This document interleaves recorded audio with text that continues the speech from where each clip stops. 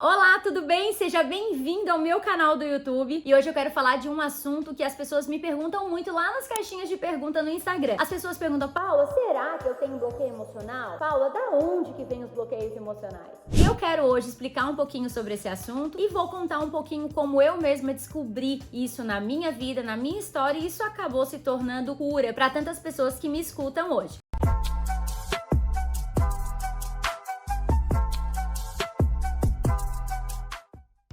Antes de eu começar a falar, eu quero te convidar a clicar e se inscrever aqui no meu canal e já curtir esse vídeo, porque quando você curte, o YouTube ele entrega para mais pessoas e mais pessoas vão ter acesso a esse conteúdo.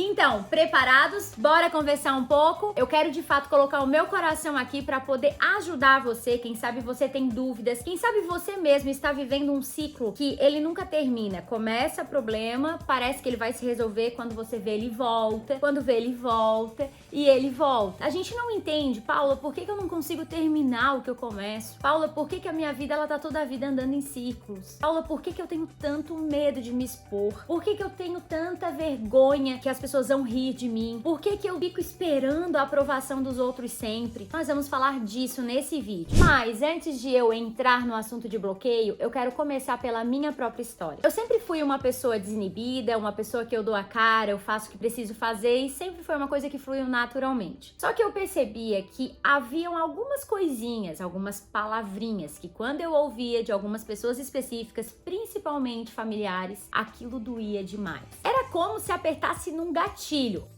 Hoje eu sei que de fato é um gatilho, mas era como um gatilho e eu disparava.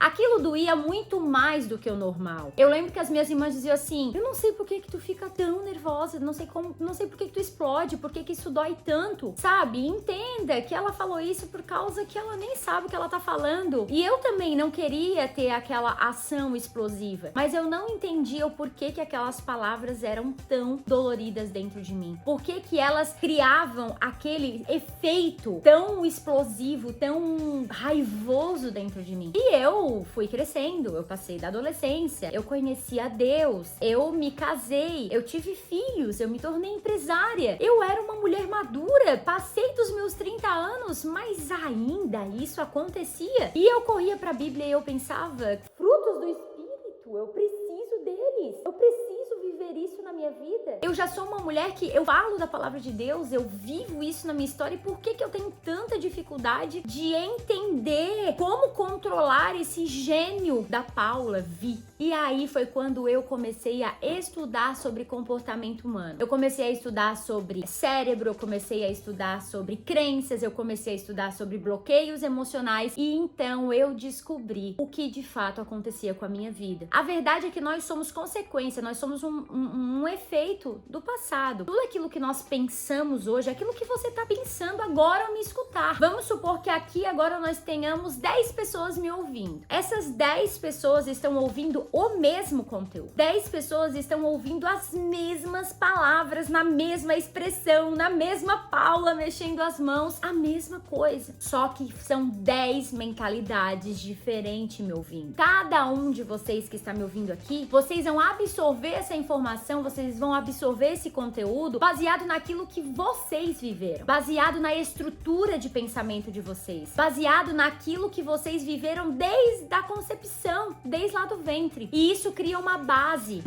de dados. E essa base de dados, ela recebe tudo que vem de fora, ela faz uma leitura baseado no que tem aí dentro e ela cria suas interpretações. Por isso que é tão delicado às vezes falar: cada cabeça a sua sentença. Porque cada pessoa, ela tem a sua base de dados por causa da vivência, por causa dos traumas, por causa da educação que recebeu na sua casa, na sua escola, e hoje ela é quem ela é. Claro que junto com isso nós temos a personalidade, nós temos a essência da pessoa, junta tudo isso, então nós temos o homem, a mulher na fase adulta, cada um levando a sua bagagem. E o que acontece? Hoje, a maioria esmagadora das pessoas que me procuram, elas falam: Paula, será que eu tenho bloqueio emocional? Porque a verdade é que a gente só começa a identificar isso claramente quando a gente começa a cair pra dentro da gente. Quando a gente começa a entender sobre autoconhecimento, quando a gente começa a estudar comportamento humano, quando a gente começa a ler, quando a gente começa a descobrir verdades, essas verdades elas vão desmascarar desmascarando todas as mentiras que sustentaram a nossa vida até aqui. Foi o que aconteceu comigo. Se vocês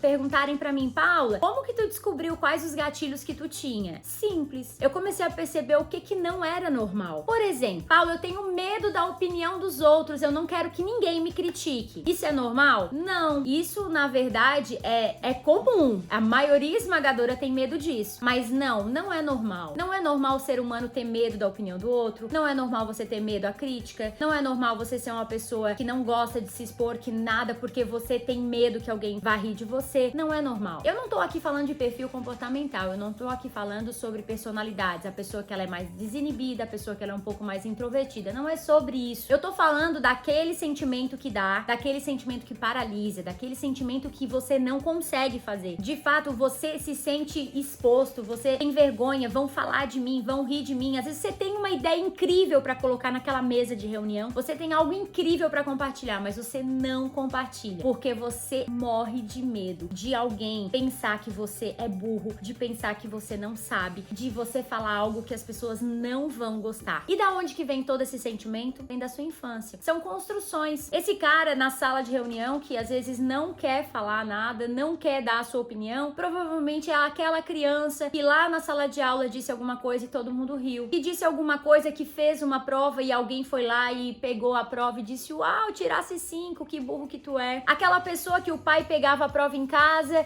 e dizia assim: pô, quando que tu vai começar a tirar 10? Pô, quando será que tu vai começar a ser um cara mais, sabe? É esse cara. É esse cara que ao invés de ser estimulado, ao invés de ser impulsionado, foi um cara que foi diminuído. Um cara que a sua autoimagem começou a ser deformada, a sua autoimagem começou a ser colocada em xeque e automaticamente ele começou a se sentir incapaz, a se sentir inseguro. E na fase adulta, ele fica quietinho na hora de dar a opinião dele, porque ele acha que vai acontecer a mesma coisa lá do passado. E isso é inconsciente, é algo que a gente já nem pensa mais. Num outro vídeo, eu vou mostrar um pouquinho o que acontece no cérebro, o que acontece lá dentro, né? O que é o consciente, o que é o subconsciente. E esse vídeo, e isso que eu estou falando aqui, é a resposta do subconsciente. Aonde estão as nossas memórias definitivas? Aonde estão todas as nossas memórias? Estão lá no subconsciente. Só que nós não ficamos lembrando de todas as nossas memórias o tempo inteiro. Muito pelo contrário, nós bugaríamos se nós tivéssemos todas as caixinhas abertas o tempo inteiro. Fica lá dentro do subconsciente protegido. Só que não é porque você não lembra agora de todos os fatos que eles, os efeitos deles, não estejam governando você. É por causa disso que eu tenho falado sobre um acelerador de cura. É por causa disso que eu tenho muito falado sobre o quão é importante ir nas raízes de todas as coisas. Você precisa ir na raiz da sua dor. E aí tem pessoas que chegam pra mim e dizem assim: Paula, eu não quero tocar na dor, eu não quero mexer na dor porque a dor vai doer demais. Mas a dor que você não trata é a dor que você transborda. A dor que você não trata é a dor que você passa pros seus filhos. A dor que você não quer que ninguém coloque a mão. Essa dor, ela é a dor que vai impedir que você cumpra o seu propósito de vida. É a dor que vai impedir que você viva a sua essência, a essência que você nasceu sobre a terra. A verdade é que é o lugar que você está pra vida que você quer, o que está entre você e esse lugar de desejo, de destino, de chamado, é a sua dor. É você se permitir ser tratado. É você se permitir ser curado. E não é só por tratar a dor. Não é só em parar de sofrer. Uma pessoa com crenças erradas é uma pessoa governada pelo medo. Uma pessoa cercada de mentiras aqui dentro é uma pessoa que vive se sabotando o tempo inteiro. E ela nunca vai viver a essência do que ela nasceu pra viver. Então você precisa fazer a escolha certa. Você não precisa continuar vivendo assim. Você não precisa continuar se movimentando assim. E eu fiz esse vídeo e eu tenho certeza que esse vídeo vai chegar em muitos lugares. Esse vídeo vai chegar em muitas casas. Esse vídeo vai alcançar muita gente. Entenda que existe a questão espiritual porque Deus, ele é poderoso. Deus, ele pode curar todos os nossos traumas. Ele pode fazer tudo isso. Assim como Deus pode curar uma dor de barriga, uma dor de cabeça, uma dor na coluna, uma dor no pé, mas a gente vai pro médico, não vai? É assim que funciona também. Assim como Deus pode fazer qualquer coisa no nosso físico, no nosso corpo, Deus também pode fazer algo no nosso cérebro, Deus pode fazer algo no nosso subconsciente. Mas a verdade é que assim como existe a medicina, existe a ciência que pode nos curar nesses outros lugares do corpo, nós também temos a ciência, nós também temos a medicina para nos curar no aspecto do nosso entendimento. entendimento. Então nós precisamos ter essa sabedoria, nós precisamos ter esse equilíbrio e entender que nem